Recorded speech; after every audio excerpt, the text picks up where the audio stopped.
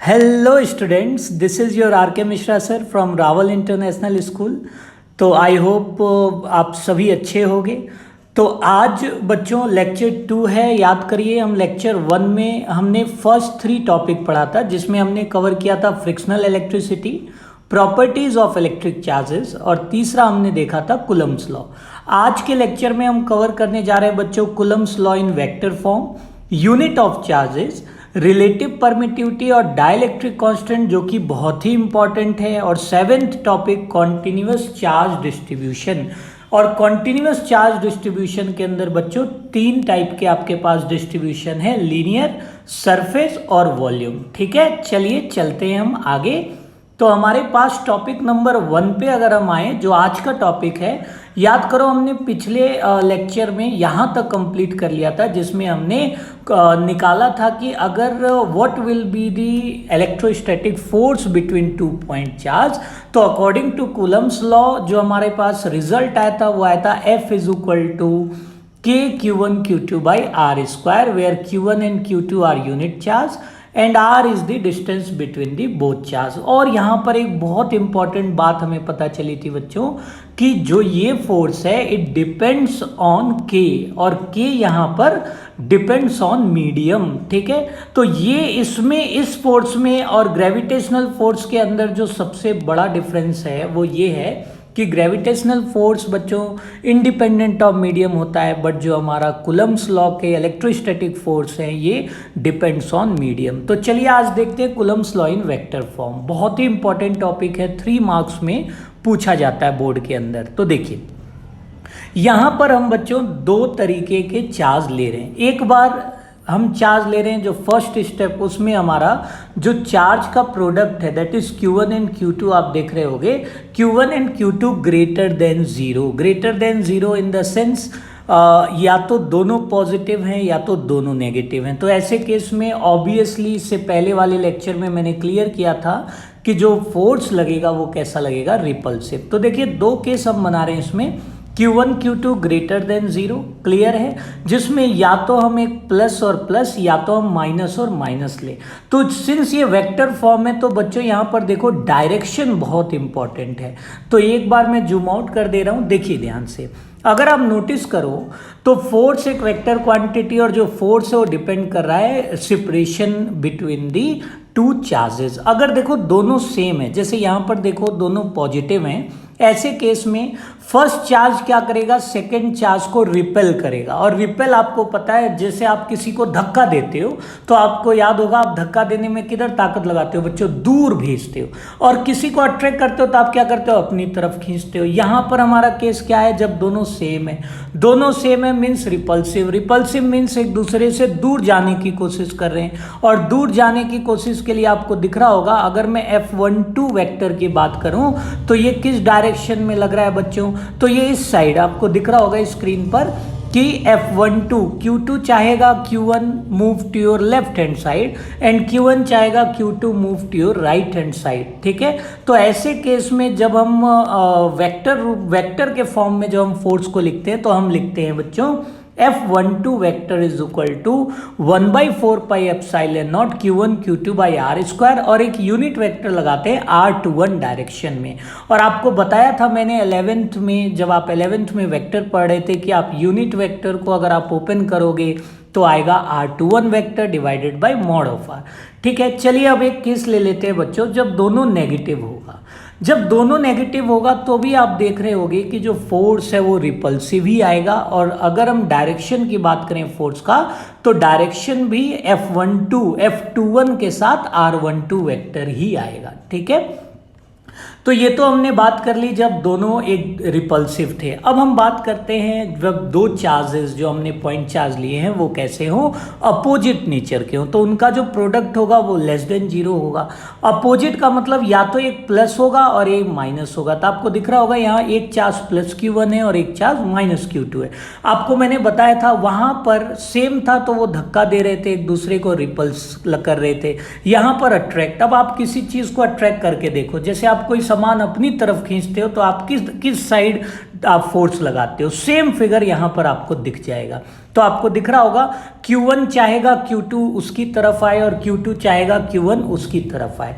तो ऐसे केस में जो हम फोर्स लिखेंगे तो F12 vector will be written as 1/4 pi epsilon naught Q1 Q2 by R square R12 unit vector. Similarly अगर मैं F2 ऑन 1 देखूं तो हो जाएगा 1/4 pi epsilon naught Q1 Q2 by R square R21 unit vector. ठीक है, और इन दोनों से बहुत ही क्लियर दिख रहा है कि जो हमारा कूलम्स लॉ है ये न्यूटन थर्ड लॉ को क्या करता है, ओबे करता है, यानी कि एक्शन और रिएक्शन दोनों इक्वल होते हैं। यहाँ देखिए F12 is equal to minus of F21, यानी डायरेक्शन वाइज दोनों अपोजिट होंगे but magnitude wise both forces will be same. ठीक, चलिए अब इसी को हम दूसरे फॉर्मेट में अगर हम लिखें तो देखिए, अगर हम आर कैप को ओपन कर देते हैं तो नीचे आर क्यूब आ जाएगा और ऊपर R12 वेक्टर लिख सकते हैं।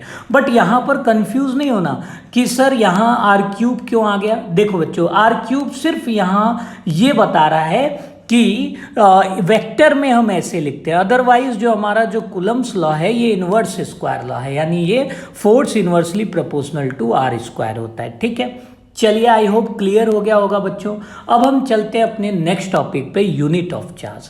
तो देखो, यूनिट ऑफ चार्ज की अगर हम बात करें तो एसआई सिस्टम में यूनिट ऑफ चार्ज होता है कूलम, सिंबल देते हैं कैपिटल सी। और 1 कूलम को अगर आपको डिफाइन करना है तो इसी फॉर्मूला से कर सकते हो। अभी हमने देखा F इक्वल टू के Q1 Q2 by R square, के की value 9 into 10 to the power 9। अगर मैं Q1 Q2 दोनों को 1 ले लूँ, ठीक है, तो और आर जो सेपरेशन है वो भी 1 ले लूँ, तो आप देखो फोर्स किसके इक्वल हो जाएगा, के और के की वैल्यू क्या है 9 इंटू 10 टू द पावर 9। तो यहाँ से हम डिफाइन कर सकते हैं कि 1 coulomb of charge is that charge which when placed at rest in vacuum at a distance of 1 meter from an equal and similar stationary charge repel it, and it is repelled by the force of 9 into 10 to the power 9। देखो, थोड़ा सा हम जब definition बनाते हैं ना तो बहुत बड़ा लगता है, बट ऐसा नहीं है, बहुत सिंपल है। ये जो लाइन है ना, ये देखो सिंपली क्या कह रही है कि Q1 Q2 को 1 कर दो, R को 1 कर दो, तो फोर्स 9 इंटू 10 पावर 9 न्यूटन के बराबर हो जाएगा। क्लियर हो रहा है। सीजीएस यूनिट अगर हम देखें, सीजीएस सिस्टम के अंदर unit of charge stat coulomb होता है या ईएसयू ऑफ चार्ज कहते हैं। ठीक है, और इलेक्ट्रोस्टैटिक सिस्टम में जो के होता है वो 1/k और के डाइलेक्ट्रिक कांस्टेंट है। वैक्यूम के अंदर जो कैपिटल के है वो 1k बराबर होता है, ये आपको याद रखना है। Is it clear? Similarly, in CGS electromagnetic system, 1 unit of charge is equal to ab coulomb और EMU of charge। तो बच्चों ये MCQs में ये पूछे जाते हैं, तो आप क्या करिए, वीडियो को पॉज करिए और ये नोट कर लीजिए, ये आपको एकदम याद होना चाहिए टिप पे, क्योंकि जब आप क्वेश्चंस लगाओगे तो आप देखोगे कि यूनिट वो कुलम में नहीं देंगे, आपको अलग अलग यूनिट में कंफ्यूज करेंगे, तो वहाँ पे आपको बिल्कुल कंफ्यूज नहीं होना है। ठीक है, ये चीज आपको याद रखनी है कि 1 EMU ऑफ चार्ज सी यहाँ होता है 3 इंटू 10 टू द पावर 8, तो 3 into 10 power 8 ESU of charge.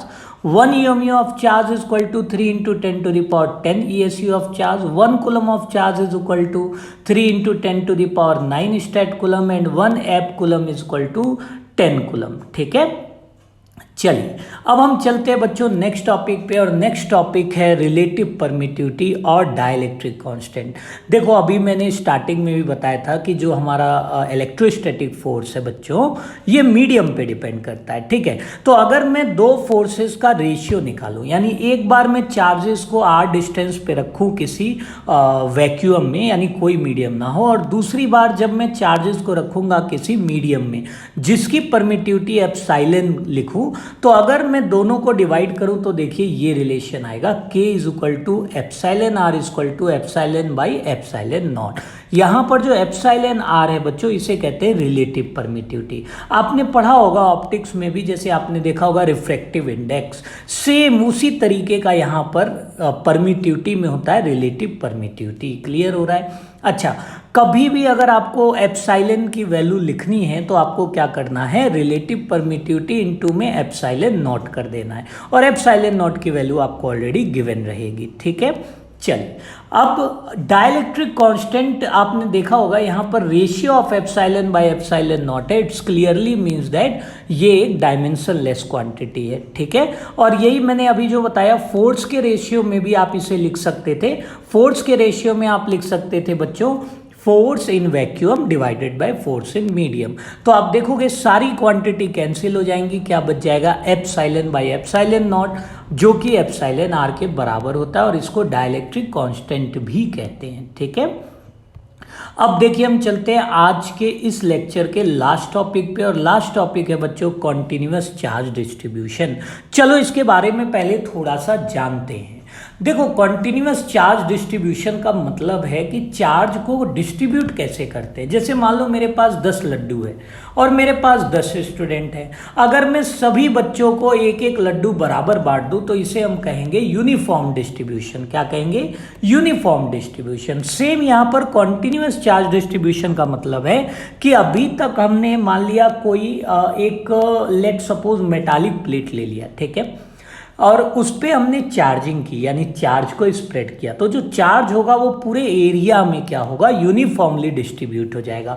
Similarly अगर कोई बहुत पतले रॉड पे डिस्ट्रीब्यूट करूं तो लेंथ वाइज डिस्ट्रीब्यूट हो जाएगा। सिमिलरली अगर मैं किसी क्यूब में मेटालिक क्यूब है या कैसा भी आपके पास कोई, जैसे आपके घर का स्ट्रक्चर है कमरे का, इसमें अगर मैं चार्ज को डिस्ट्रीब्यूट करूं तो ऑब्वियसली कैसा डिस्ट्रीब्यूशन होगा बच्चों, वॉल्यूम वाइज। तो on the basis of dimension ये कितने टाइप के होते हैं बच्चों, 3 टाइप के होते हैं। तो फर्स्ट टाइप है हमारा लीनियर चार्ज डिस्ट्रीब्यूशन, और जो जहां डिस्ट्रीब्यूशन होता है बच्चों वहां डेंसिटी भी होती है। तो डेंसिटी जहां पर लीनियर चार्ज होता है, यानी अगर एक स्ट्रेट वायर या सिर्फ लेंथ वाइज चार्ज डिस्ट्रीब्यूट होगा तो उसको हम लीनियर चार्ज डिस्ट्रीब्यूशन कहेंगे, और जो डेंसिटी आएगी उसे हम कहेंगे लीनियर चार्ज डेंसिटी, जो कि बेसिकली सिंबल है lambda, and lambda is equal to Q by L, where Q is charge and L is length. यहां से लैम्डा को हम D Q by D L भी लिख सकते हैं। कई बार हमें आपको बोलेगा कि लैम्डा गिवन रहेगा, डी एल दे देगा और आपको क्यू पूछेगा, ऐसे केस में आपको इंटीग्रेट कर देना है लैम्डा डी एल को, ठीक है। अब जैसे ये देखिए, ये हमेशा कहाँ पर लैम्डा यूज करेंगे, जहां पर एक स्ट्रेट लाइन में चार्ज डिस्ट्रीब्यूट हो रहा है, यानी लीनियर, एरिया कवर नहीं हो रहा है, ठीक है। चलिए, क्या होगा बच्चों अगर एरिया में डिस्ट्रीब्यूशन हो, जैसे अगर आप ध्यान दो यहाँ पर आप देख रहे होगे जो डिस्ट्रीब्यूशन है चार्जेस का, ये लेंथ पर भी है बच्चों और ब्रेथ पर भी, यानी पूरे एरिया में डिस्ट्रीब्यूट हो रहा है। ऐसे डिस्ट्रीब्यूशन को हम कहते हैं सरफेस चार्ज डिस्ट्रीब्यूशन, और जो डेंसिटी आएगी यहाँ पे उसे हम कहेंगे सरफेस चार्ज डेंसिटी, और मैथमेटिकली उसका सिंबल होता है बच्चों सिग्मा, और sigma is equal to D Q by D S. Similarly D Q से आप क्यू यहाँ निकाल सकते हो, just you can integrate sigma D S, ठीक है। टोटल सरफेस पे आप क्या कर सकते हो, इंटीग्रेट कर सकते हो। थर्ड एग्जाम्पल में चलते हैं वॉल्यूम में। ये आप देख रहे होगे आपके सामने एक वॉल्यूम क्यूब, एक क्यूब का स्ट्रक्चर आ रहा है। अगर हम यहाँ पर डिस्ट्रीब्यूशन करें तो इसे हम कहेंगे वॉल्यूमेट्रिक चार्ज डिस्ट्रीब्यूशन, क्लियर हो रहा है। और जो डेंसिटी आएगी उसका जो सिंबल लिया जाएगा, यहाँ पर लिया जाएगा रो, तो रो होगा क्यू बाई वी। वैसे तो यहाँ सिंबल टाउ दिया है बट आप वी भी लगा सकते हो, टाउ और वी दोनों यहाँ रिप्रेजेंट करता है वॉल्यूम को। तो rho can be written as D Q by D V. Similarly यहाँ से आप क्यू निकाल सकते हो, integration of rho D V on the whole volume, ठीक है। तो आई होप आपको क्लियर हो गया होगा। तो एक बार मैं क्विक रिवाइज करा देता हूँ। तो हमने जो फर्स्ट लेक्चर में देखा था वो देखा था पहले 3 टॉपिक, और इस लेक्चर में हमने कंप्लीट किया है topic 4, topic 5, topic 6 and topic 7। कोई भी डाउट हो बच्चों व्हाट्सएप करिए मेरे पास, कांटेक्ट करिए, नीचे कमेंट करो। और इससे रिलेटेड आपको क्या करना है कि जहाँ जहाँ मैंने आपको बताया है कि जैसे अभी मैंने कहा है कि वो आपको याद होना चाहिए यूनिट, वो भी आप क्या करिए, कहीं पर याद करने का तरीका बताता हूँ। किसी पेज पे लिख लो बच्चों, और उसको ना ऐसी जगह पे पेस्ट कर दो जहाँ पर आपकी नज़र सबसे ज़्यादा जाती है। जैसे ही वहाँ पे बार बार देखोगे तो अपने आप आपको याद हो जाएगा, आपको अलग से याद करने की ज़रूरत नहीं पड़ेगी, ठीक है। Thank you for watching. This is our R K Mishra sir from Rawal international school. Next lecture में हम इलेक्ट्रिक फील्ड के लिए इलेक्ट्रिक फील्ड देखेंगे, ठीक है। Thank you.